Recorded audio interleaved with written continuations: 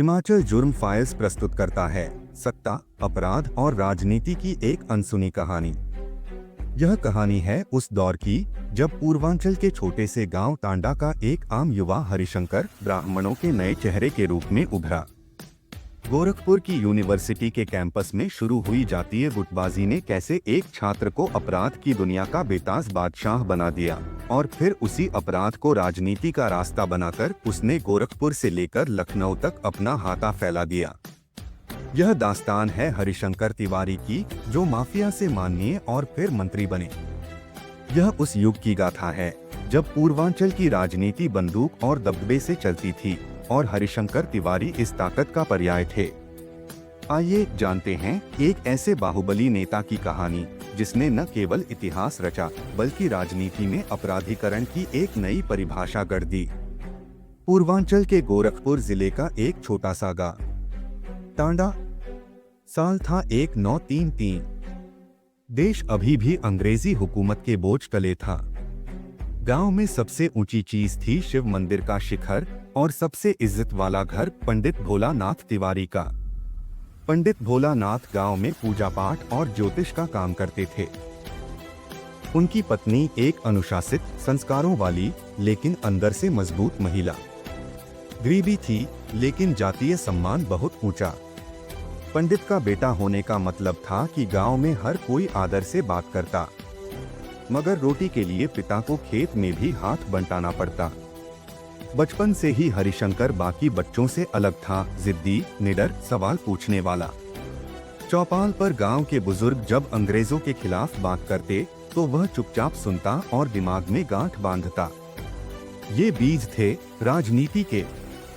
उस समय वह नहीं जानता था कि यही बीज एक दिन उसे गोरखपुर का सबसे ताकतवर आदमी बना देंगे।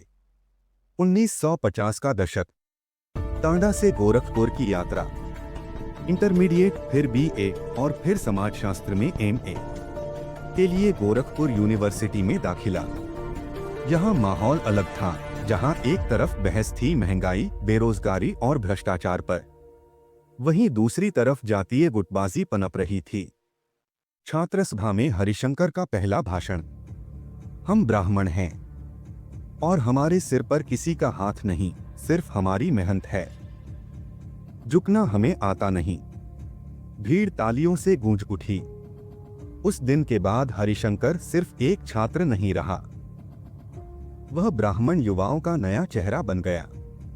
1960 और 70 के बीच देश में छात्र राजनीति उफान पर थी। जेपी आंदोलन की लहर बिहार से होते हुए यूपी के कैंपसों तक पहुंची, लेकिन गोरखपुर में यह लड़ाई विचारधारा से ज्यादा जातीय शक्ति की थी। इन्होंने ही राजनीति में अपराधीकरण की शुरुआत की और फिर उसे स्थापित किया। माफिया से माननीय और फिर मंत्री बन गए। चुनाव हारे तो विरासत बेटे विनय शंकर तिवारी को सौंप दी। आइए कहानी को एकदम शुरू से बताते हैं। 1970 का दशक था। पटना यूनिवर्सिटी में चल रहे जेपी आंदोलन की आग गोरखपुर यूनिवर्सिटी तक पहुंच चुकी थी। छात्रों के नारे राजनीति में नई बुनियाद स्थापित कर रहे थे। यूनिवर्सिटी नेता बनने की नर्सरी बन चुकी थी।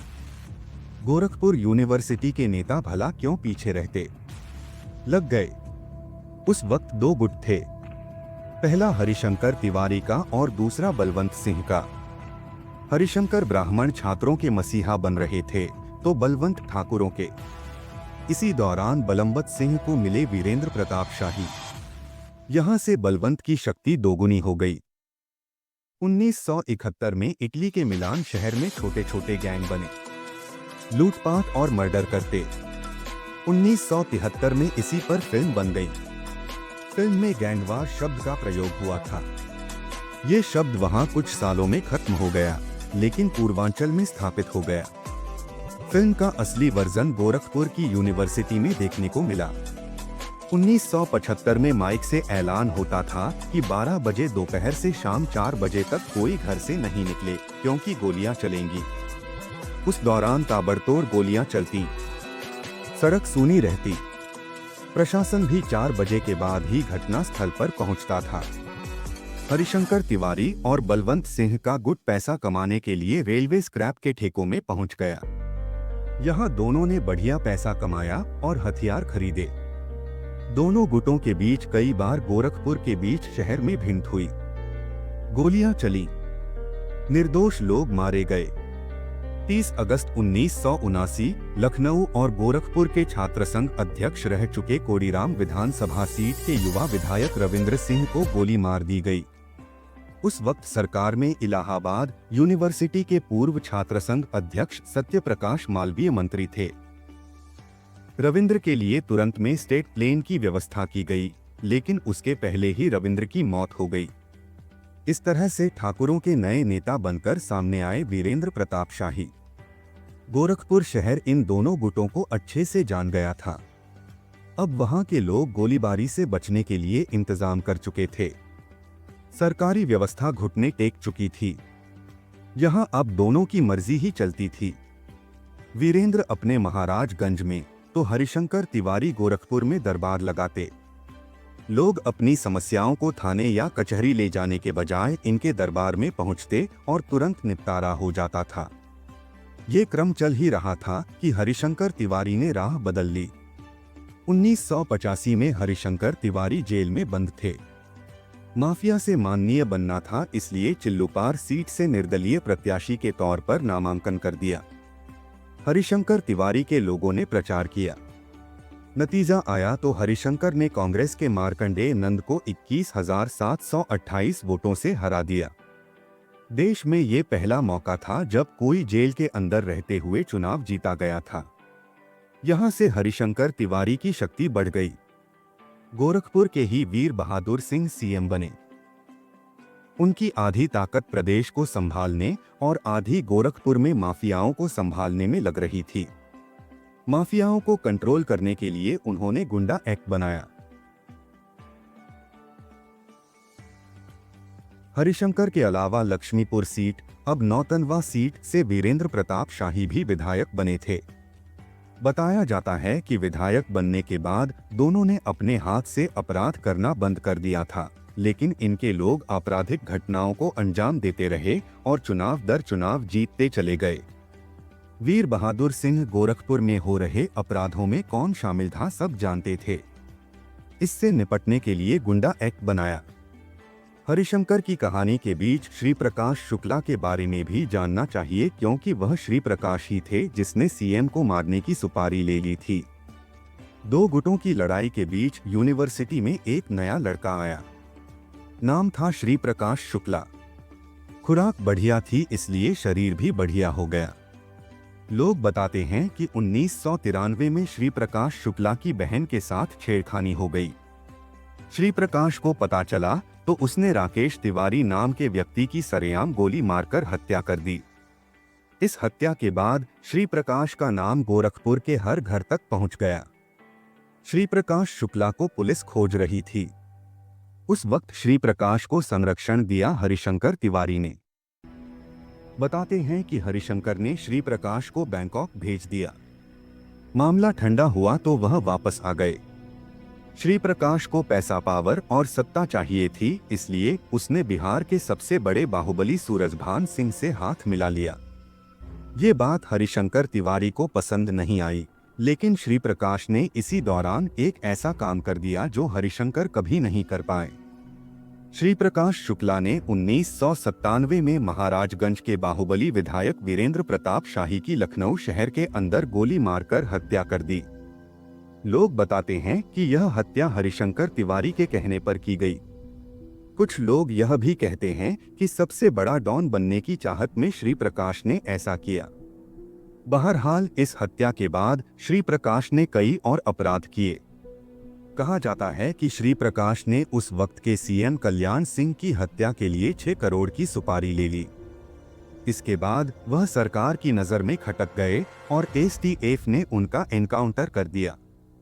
वीरेंद्र प्रताप शाही की हत्या करने के बाद श्री प्रकाश शुक्ला गोरखपुर की राजनीति में सबसे बड़ा मुकाम चाहते थे। हर दल की जरूरत बन गए हरिशंकर। कभी गोरखपुर में पढ़ने के लिए किराए के कमरे में रहने वाले हरिशंकर के पास अब जटाशंकर मोहल्ले में किले जैसा घर है, जिसे वह हाता कहते हैं। इसी हाते से पूरे प्रदेश की राजनीति तय करने लगे।